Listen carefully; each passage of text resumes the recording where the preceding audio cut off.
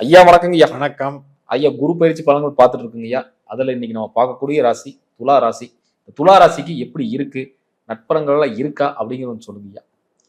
9ஆம் இடம் பாக்கிய குருவாக இருப்பவர் இப்போ 10ஆம் இடம் கர்மஸ்தானத்துக்கு வர்றாரு. கர்ம குருவா இருக்காரு. கர்ம குருவாக இருக்கும் பொழுது சனியை போல வேலை செய்ய போறாரு. ஜூன் 2ஆம் தேதி 16ஆம் தேதி வரைக்கும் குருசாரம் புனர்பூசத்தில் இருந்துட்டு அதுக்கப்புறம் சனிசாரம் வாங்கினார்னா கிட்டத்தட்ட அக்டோபர் வரைக்கும் சனி போல வேலை செய்வார். அப்ப தொழிலுக்கு நல்லது பண்ணுவார். எல்லாம் ஜென்ரலா சொல்லுவாங்க 10ல் குரு பதவி போயிடும், ஒன்றும் கிடையாது. அது மேஷ லக்னத்துக்கு தான் பொருந்தும். இந்த துலா லக்னத்துக்கு 2, 6, 6ல் சனி இருக்காரு. சனியினுடைய நட்சத்திரம் இருக்கு. 10லையும் சனியினுடைய நட்சத்திரம் இருக்கு. இந்த நட்சத்திரமாகவே குரு மாறி விடுகிறார். நீங்க சொல்றப்பதான் இந்த 2, 6, 10 கனெக்டிவிட்டி இங்க வருது. அப்ப குரு சனியை போல இயங்குறாரு. இப்ப சனி கெட்டு போயிருந்தா நம்ம சொல்லலாம். இப்ப சனி 6ஆம் வீட்டுல எல்லாம் இருக்காரு. அவருடைய நட்சத்திரம் இருக்கிற வீட்டுல இருக்காரு. அப்ப 6ஆம் இடமான வேலை, சர்வீஸு, 2ஆம் இடமான பண வருமானம், சேமிப்பு, 10ஆம் இடமான தொழில் பலம், பதவி, புகழ் இதெல்லாம் வளர்த்து போறார். அதனால இது நல்ல சிறப்பான, அதாவது புறம் சார்ந்த விஷயத்திற்கு வேலை செய்கிறவங்களுக்கு, தொழில் செய்கிறவங்களும் ரொம்ப ரொம்ப அற்புதமாக இருக்கும். இப்போ 9ல் இருக்கும்போது கூட கொஞ்சம் பிரச்சனையை அனுபவிச்சிருப்பாங்க. எப்பவுமே 9ஆம் இடம் காசுக்கு நல்லது பண்ணாது, சேமிப்புக்கு நல்லது பண்ணாது. இப்போ துலாத்துக்கு 2ஆம் இடம் விருச்சிக ராசி. விருச்சிகத்திலிருந்து மிதுனத்தை எண்ணுங்க, 8ஆம் இடமா வரும். அப்போ 2க்கு 8ல் தான் குரு இருந்திருக்காரு. அவர் எப்படி சேமிக்க விட்டுருப்பார்? இனிமேல் தான் சேமிக்கிறதுக்கு ஹெல்ப் பண்ணுவார். அதனால் இந்த வாய்ப்பை நல்லா பயன்படுத்திக்கலாம். துலாத்தினுடைய அமைப்பில் இருக்கவங்க, அதுலேயும் குரு திசையோ சனி திசையோ புதன் திசையோ அல்லது இந்த புத்திகளோ வர்றவங்களுக்கெல்லாம் ரொம்ப டெவலப்மெண்ட்டை கொடுக்கும். இப்போ நிறைய பேருக்கு மெக்கானிக்கல் சம்மந்தப்பட்டது, pipe, plumbing work, construction materials, இது மாதிரி எல்லாம் அந்த தொழிலில் லிங்க் ஆகும். எப்போவுமே துலாத்துக்கு 2, 6, 10 இந்த 2 கிரகம் தான், சனியும் புதனும். குருவும் கொஞ்சம் இருக்கு. அப்போ இதெல்லாம் அருமையான ஒரு சர்வீஸ் ஓரியன்ட் ஒர்க்கில் இவங்களை கொண்டு போய் விடும். அந்த ஒர்க்கில் இருக்கவங்களுக்கெல்லாம் இப்போ பெரிய லிஃப்ட் கொடுக்கும். சிறப்புங்க ஐயா. அதே மாதிரி இந்த கடந்த காலத்தில் இவங்க இழந்த பணம் கொடுத்துட்டேன், நீ தரல, இன்னைக்கு தரேன், நாளைக்கு தரேன்னு சொல்லிட்டு இருக்கிறாங்கன்னா அந்த பணம்லாம் வரக்கான வாய்ப்புகள் இருக்கா? கண்டிப்பாக இருக்கு. ஏன்னா பணத்துக்கு தகுந்த ஸ்தானத்துல 2 பேர் இருக்காங்க. சனியும் இருக்கிறாங்க, குருவும் இருக்கிறாங்க, ராகு கூட சப்போர்ட் பண்றாரு. இப்ப நம்ம நினைக்கலாம் ராகு 5ல் தானே இருக்காருன்னு. ஆனா அவர் தன்னுடைய சொந்த நட்சத்திரத்துல இருக்கார், சதயத்துல இருக்கார். அதனால அவர் மகரத்தின் பலனை செய்வார்.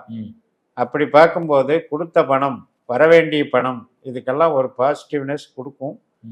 இது வரைக்கும் இழுத்துக்கிட்டு இருந்ததெல்லாம் இப்போ நடைமுறைப்படுத்தி நான் கொடுத்துட்றேங்க, கொஞ்சம் கொஞ்சமாக கொடுத்துட்றேங்கிற பேச்சாவது வரும். இந்த 1 வருஷம் குரு இருக்கிற காலகட்டத்தில் பணம் சேர்ந்துடும். கொடுத்த பணமெல்லாம் சேர்ந்துடும். அதே மாதிரி சில பேருக்கு கடனை அடைக்கிறதுக்கு கூட நல்ல ரூட்டு கிடைக்கும். இப்போ பார்த்தீங்கன்னா ஒரு சிலர் இன்னொருத்தருக்கு ஹெல்ப் பண்ணுறதுக்கு இன்னொருத்தர்கிட்ட வாங்கி கொடுத்துருப்பாங்க. கடைசியில் இவங்களுக்கு பதில் சொல்கிறது இவங்களா இருக்கும். அந்த மாதிரி பதில் சொல்லிட்டு இருந்தவங்களுக்கெல்லாம் இப்போ அதை ஒரு பஞ்சாயத்து முடிவு கட்டுவோம்.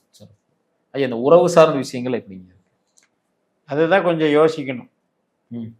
உறவு அப்படின்னாலே 3, 7, 11. இப்போ நமக்கு 3, 7, 11 எது? நமக்கு தனுசு, மேஷம், சிம்மம். இப்போ மேஷத்துலேருந்து எண்ணுங்க. குரு 4ஆம் வீட்டில் இருக்காரா, சனி 12ஆம் வீட்டில் இருக்காரா. சிம்மத்திலிருந்து எண்ணுங்க. சனி 8ல் இருக்காரா, குரு 12ல் இருக்காரா. தனுசுல இருந்து எண்ணுங்க. சனி 4ல் இருக்காரா, குரு 8ல் இருக்காரா. அப்ப எங்க போனாலும் 4, 8, 12 வந்துருது.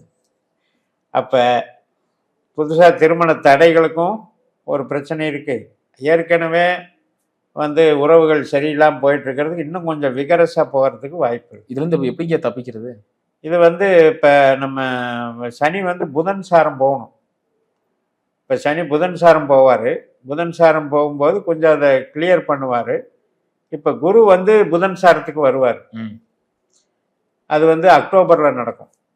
இப்போ ஜூன் 18ல் இருந்து அக்டோபர் 18 வரைக்கும் கொஞ்சம் டஃப்.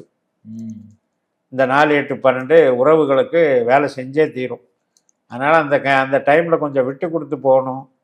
இல்லை ஒரு கெடுபிடி பண்ணுறதை வந்து தள்ளி வைக்கணும். அப்புறம் பேசிக்கலாம்.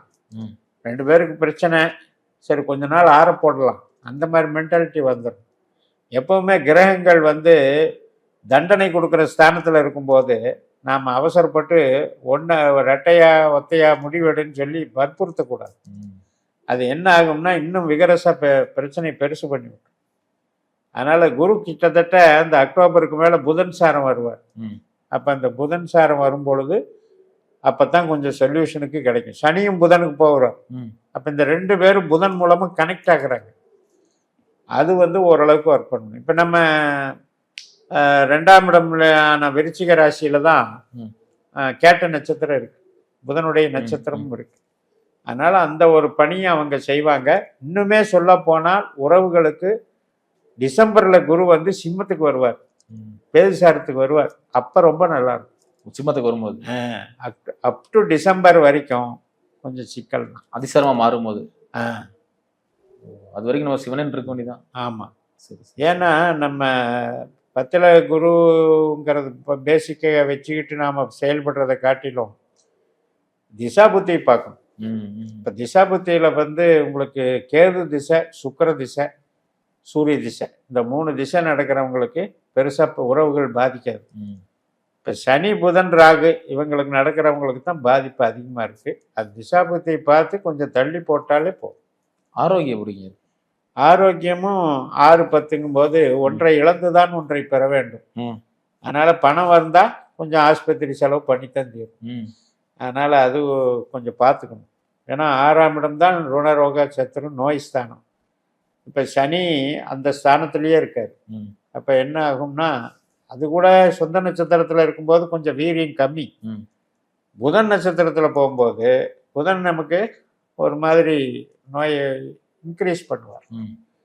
6ஆம் இடம் புதன் அப்படிங்கிறது என்ன அப்படின்னா நரம்பு சம்பந்தப்பட்ட பிணிகள், தோல் அலர்ஜி, நரம்பு, இது மாதிரி இதுகளெல்லாம் பார்த்துக்கணும். அதே மாதிரி நம்ம இன்ஃபெக்ஷன் ஆகிறது, யூரினரி இன்ஃபெக்ஷனு, கழிவு பாதையில் ப்ராப்ளம், இதெல்லாம் கொஞ்சம் பார்க்கணும். அதே மாதிரி கோர்ட்டு கேஸ் இந்த மாதிரி விஷயத்துல பாசிட்டிவான சைன் எதிர்பார்க்க அதெல்லாம் எதிர்க்கலாம். அதாவது பாருங்க, இயற்கை எப்படி பயிற்சிருக்குன்னா ஒன்றுக்கு நல்லது பண்ணும்போது இன்னொன்றுக்கு இடைஞ்சல் பண்ணுது. இப்போ நம்ம புறம் சார்ந்து நல்லது பண்ணதும் போது வழக்கில் வெற்றின்னு எடுத்துக்கணும். அகம் சார்ந்து மோசம்ங்கும் போது ஆரோக்கியத்தையும் உறவையும் தான் பாதிக்கணும்னு எடுத்துக்கணும். இதில் யாரெல்லாம் தப்பிப்பாங்க அப்படின்னா எல்லா துலா லக்னக்காரர்களுக்கும் இது அப்படியே பொருந்தாது. துலா ராசிக்காரர் இது யாரெல்லாம் தப்பிப்பாங்க அப்படின்னா அவங்க ஜாதகத்தில் சனியோ குருவோ நல்ல ஒரு பாவத்தை இயக்குனராக மாறி இருப்பார்கள். அவங்களுக்கெல்லாம் அந்த திசை நடக்கும்போது ஒன்றும் பண்ணாது. பட் இருந்தாலும் நம்ம அந்த வே ஆஃப் அப்ரோச் எப்படி எடுக்கணும், இரட்டைப்படை அப்படின்ற பாவங்கள் தான் பொருள் தருது. ஒற்றைப்படை பாவங்கள் தான் ஆரோக்கியத்தையும் சந்தோஷத்தையும் உறவையும் தருது. இந்த 8, 12ங்கிறது 2க்குமே டேஞ்சரா இருக்கு. அப்ப நமக்கு துலாத்துக்கு 8ஆம் இடமும் 12ஆம் இடத்துக்கும் விருத்தி பண்ற மாதிரி இந்த 2 பேர் வேலை செய்யறாங்க. 8ஆம் இடமான ரிஷபத்துக்கு லாபத்துல சனி இருக்காரு, 12ஆம் இடமான கன்னிக்கு லாபத்துல குரு இருக்காரு. அப்ப இந்த 2 பேர் மறைமுகமா என்ன செய்யறாங்க, நமக்கு டென்ஷனையும் அதாவது உறவுகளால் வரக்கூடிய வலி வேதனையும் இன்க்ரீஸ் பண்றாங்க. அதை புரிஞ்சுக்கிட்டு நமக்கு திசா புத்தி நல்லா இருக்கு, ஒன்றும் பிரச்சனை இல்லை அப்படின்னா அதில் ஒன்றும் பிரச்சனை இல்லை, நீங்கள் பாட்டுக்கு போய்க்கலாம். ஆனால் ஏற்கனவே பிரச்சனை இருக்கவங்க கிண்டி கிளறக்கூடாது, விட்டுறணும். இந்த இது பாஸ் ஆகிற வரைக்கும், குரு பயிற்சி ஆகிற வரைக்கும், அடுத்த குரு பயிற்சி வரைக்கும் விட்டுறணும். இதே மாதிரி நண்பர்கள் இருக்கிற உறவு எப்படிங்க இருக்கு? நண்பர்கள் அப்படின்றது 11ஆம் இடம். இப்போ அங்கே பாருங்க 8, 12ல் சனி குரு வந்துடுறாரு. அப்போ நண்பர்களுக்கு ஒரு சோதனை காலம். இவர்களாலயா? அவங்களுக்கு அவங்க இப்ப இவங்களுடைய நண்பர்களுக்கு ஜாதகம் இவரை வச்சு சொல்லணும்னா அவங்களுக்கு ஒரு கஷ்ட காலம். அப்ப என்ன பண்ணுவார், அந்த வலி வேதனையும் இங்க இறக்குவார். சரி அதையும் சேர்ந்து சுமக்கலாம் அப்படின்ட்டு அந்த மென்டாலிட்டிக்கு தான் போய் ஆகணும். அதனால உதவி கிடைக்குன்னு எதிர்பார்க்க கூடாது. அதே மாதிரி நண்பர்கள் மூலமாக நம்ம தொழில் காரியங்கள்ல ஈடுபடுறது தவிர்க்கணும். அதே மாதிரி பஞ்சாயத்துக்கும் போகக்கூடாது. நான் ஜாமீன் போடுறேன், இல்லை உங்கள் குடும்ப பிரச்சனையை நான் தீர்த்து வைக்கிறேன், அந்த பஞ்சாயத்துக்கும் போகக்கூடாது. சிறப்புங்க. இப்போ இந்த துளாராசி நேயர்கள் எந்த விஷயத்தில் ரொம்ப கவனமா இருக்கும்? கண்டிப்பாக உறவு, ஆரோக்கியம், இந்த ரெண்டில் ரொம்ப ரொம்ப கவனமாக இருக்கணும். அதாவது 6ஆம் இடத்துல இருக்கிற சனி அப்படின்றது வந்து திசையாக நடந்துச்சுன்னு வைங்க. பொதுவாக சனின்றது வந்து ரொம்ப ஸ்லோ. அப்போ அவ்வளோ சீக்கிரம் குணமாகாது. ஒரு நோய் அட்டாக் ஆச்சு அப்படின்னா அவ்வளோ சீக்கிரம் குணமாகாது. அதே மாதிரி மருத்துவம் பார்த்தீங்கன்னா லாங் டேர்மில் எடுத்துகிட்டு இருக்கும். ஸோ அந்த மாதிரி விஷயத்தில் அட்வான்ஸ்டாக செக் பண்ணிக்கோங்க. பரிசோதனை ரொம்ப ரொம்ப முக்கியம். 6ஆம் இடம்னாலே ஆஸ்பத்திரின்னு அர்த்தம், 12ஆம் இடம்னா சிகிச்சைன்னு அர்த்தம், 5ஆம் இடம்னா மருந்துன்னு அர்த்தம். இந்த பாவங்களை நாம் கேட்ச் பண்ணிக்கணும். கேட்ச் பண்ணிட்டோம்னா அதை ஃபாலோ பண்ண நல்லாயிருக்கும். இப்போ ஒருவேளை நம்மளுக்கு வந்து ராகு திசை நடக்குது, செவ்வாய் திசை நடக்குது, சூரியன் சந்திரன் திசைகள் நடக்குது, இந்த மாதிரி செவ்வாய் ராகு திசைகள் புத்திகள் நடக்கிறவங்களுக்கு அது கரெக்டான அந்த ட்ரீட்மெண்ட் போயிடும். அது அந்த ட்ரீட்மெண்ட் வந்து பக்காவாக ரிலீஸ் பண்ணி விட்டுரும் நோயை. எது எப்படி இருந்தாலும் இந்த குரு சனி திசை நடக்கிறவங்க கேர்ஃபுல்லாக இருந்துக்கணும். ஆரோக்கியத்தில் உறவுகளில் விட்டு கொடுத்து போகும். ரொம்ப அடமெண்ட்டாக நாம் வந்து நான் சொல்கிறது நீ கேளுங்கிற அந்த வார்த்தையே வரக்கூடாது. டாமினேட் பண்ணவே கூடாது. அந்த உறவு சார்ந்த விஷயங்கள் சொன்னீங்க. அதாவது வீண் விளம்பரம் செய்வாங்களா, இல்லை இந்த மாதிரி தப்பான டிசிஷன் கொடுக்குறாங்களா, இல்லை ராங் கமிட்மெண்ட் கொடுத்து சிக்கிடுறாங்களா? இது என்ன ஆகுது அப்படின்னா, இப்போ பேசுறது பிடிக்க மாட்டேங்குது, பேச்சினால பிரச்சனை. அப்போ நம்ம வாய் திறந்தாலே அங்கே ஆப்போசிட் பார்ட்டி டென்ஷன் ஆகுது. நீ பேசுறது பிடிக்கலை, ரசிக்கலை, அல்லது நீ என்னை வந்து குத்தி காட்டுற, நீ வந்து மறைமுகமாக என்னை தாக்கிக்கிட்டே இருக்கிற, உனக்கு அன்பு பாசத்தை உங்களுக்கு இம்ப்ளிமெண்ட் பண்ணுறதுக்கே தெரியல, அந்த மனோபாவம் ஏற்பட்டு போகும். அதனால் என்ன ஆகுதுன்னா அவங்க சந்தேகத்தை வளர்த்துக்கிட்டு அவங்களுடைய ஈகோவை எப்படி காட்டலான்னு திட்டமிடுறாங்க. எனக்கு நீ நல்லது பண்ணலை, எனக்கு என்னுடைய ஃபேமிலி நல்லது பண்ணுறாங்க, அப்போ அவங்க சொல்கிற அட்வைஸ் தான் நான் கேட்பேன், அந்த பார்ட்டிக்கு வந்துடுறாங்க. அப்போ மறுபடியும் பஞ்சாயத்தை ஆரம்பிச்சிடும். அப்போ இது மாதிரி நம்ம பாவங்களை அவங்க ஜாதகத்தில் அனலைஸ் பண்ணிட்டு, இப்போ நான் பொருத்தம் பார்க்குறதே அப்படி தானே பார்க்குறேன். நெருப்பு ராசி, நீர் ராசி, இந்த ரெண்டும் நமக்கு அகெயின்ஸ்டு. இப்போ இவங்களுக்கு துலாத்துக்கு வந்து 7ஆம் இடம் நெருப்பு ராசி. இப்போ குருவும் சனி எங்கே இருக்காங்க? நீர் ராசியில் இருக்காங்க. அப்போ எப்படி அவங்க 7ஆம் இடத்தை திருப்திப்படுத்த முடியும்? புரியுது.